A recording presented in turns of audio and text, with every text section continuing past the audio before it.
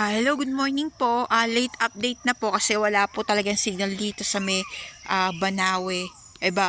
Banahaw. Banawe na naman ako. Ayan o. Ito po yung kinalulugaran ko ngayon. Ayan.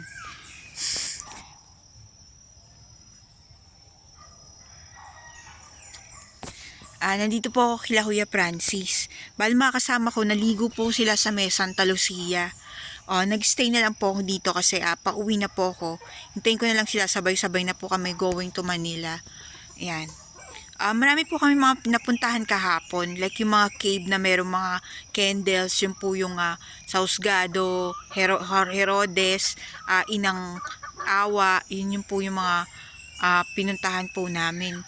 So, medyo nakakataka no pagka baguhan ka kung paano ka nakaakyat doon. Medyo komplikado yung mga ibang lalakaran, kaya dapat hindi madilim pagka pupunta ka doon para nakikita mo yung mga iiwasan mo na bato kasi baka mamaya sumadsad ka o kaya matapilok ka, medyo may kataasan yung lugar.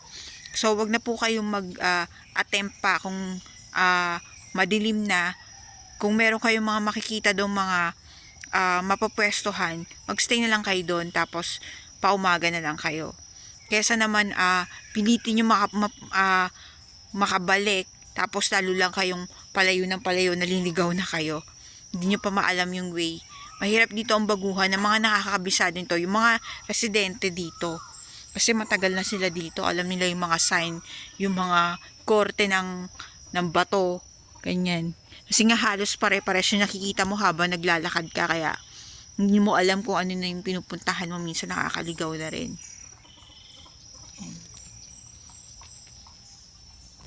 Ayun po yung bahay na pinagstayan namin. Yan, doon po ako natulog. Nakatulog naman po ako kahit malamig. Okay lang siya. Katabi ko po si Rocky, yung pusa.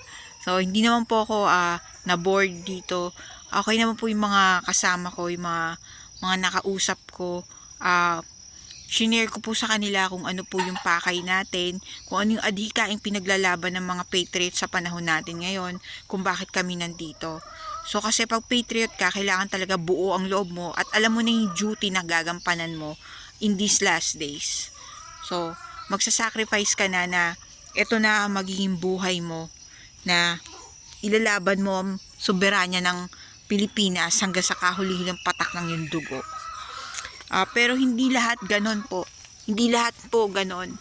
Kasi merong mga ibang mga patriot bumalik sa mga dati nilang buhay talaga kasi importante din yung profession nila. So, pag nakatikim ng luwag, balik sila sa dating normal. So, hindi naman natin masisisi kasi kung may mga pamilya sila at talagang binubuhay nila, importante rin yun. So, kung iilan lang ang kumikilos, yung mga talagang kaya magtalaga para sa duty na ganon, sila yung binigyan ng Diyos ng talaga ng duty na ganon. Pero sinasamahan sila ng Holy Spirit para gabayan sila, magkaroon sila ng strength tsaka ng faith para magampanan nila yung duty nila. So, dito po kasi sa Banahaw, makakapag-medicate ka kasi malayo ka sa city, walang istorbo, mga huni lang ng ibon, makakausap mo ang Diyos, masasabi mo yung gusto mo, 'di ba? Makakapag-isip ka dahil malayo ka sa stress, hindi ka magagambala. Ayan.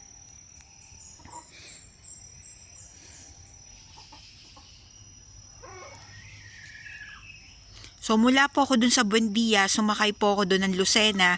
Then, dun sa Lucena, sinabi ko sa konduktor na ibaba po ako sa Franklin. Dun sa Franklin, tumawid po ako sa kabila. Hinanap ko po yung 7-Eleven. Nakita ko po dun yung street na Anton. Nakita ko po dun yung paradahan ng jeep na Dolores. Naghihintay po yung mapuno. Magbabayad kayo ng 30 pesos para daling kayo ng Dolores. Pero pag drop by nyo ng Dolores, makikita nyo po yung street na Our Lady of Sorrows Shrine. Yun po, pag nandun kayo, makikita niyo yung paradahan ng mga jeep. Sabihin nyo po, pupunta kayo sa Santa Lucia, Talipapa. Yun po yung market. Yun po yung tapat ng Talipapa na yon. Doon na po yung presentahan.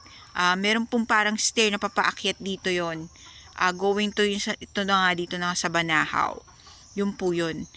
So, dapat tandaan nyo po yun para makapunta po kayo dito.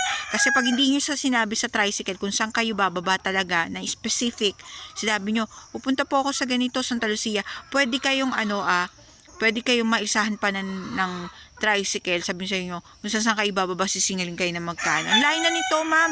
Dito po kasi 70 eh. Tigo, o diba? Tapos sabi niya, ay hindi po kayo aakyat dun sa taas, dito lang po kayo sa hall, barangay hall. Pag binaba ka naman ng barangay hall, ang layo naman ng lalakarin mo. So sabihin mo na yung pinaka-eksakto. Sabihin mo, yung sa tapat po ng presentahan, Talipapa. Dun sa Talipapa, pag bumaba yung mga taga rito sa may presentahan, dito sa Banahaw, pagbaba nila ng Talipapa, yun na yung mga babaan ng mga tricycle na pupunta rito. So makikita nung taong susundo sa inyo, kayo, mahahatid kayo dito. Yun po. Yung mga pupunta po dito, yun lang po yung pinakamaganda na para mag-guide kayo papunta rito.